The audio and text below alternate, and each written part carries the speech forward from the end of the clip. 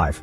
I had a buddy I visited who played cat turd golf in his house because there were cat turds caked onto the carpeting everywhere. I believe an 8-iron was the club of choice. 6. I once went to a party at someone's house in Florida at night. We were all hanging out in the backyard so the house looked okay from the outside. I asked the host if I could use his bathroom and I noticed the wallpaper looked kinda fuzzy, but I chalked it up to being tipsy. It wasn't until he flicked the light switch on that the fuzzy wallpaper was in fact a huge roach infestation and they scattered everywhere, and even more ran away from us when he put the toilet seat down for me and left. I was too scared to move, let alone sit and pee, so I just walked right up out of the whole house and held my pee in until I got home. I have no idea how they were okay living in that house with a trillion roach roomies. 7. Was not offered any form of bedding. I slept on the floor while they slept on the bed. There were 3 of us and we were both invited. Both guests slept on the floor. This has happened multiple times and I swear I will not go back now that I can drive.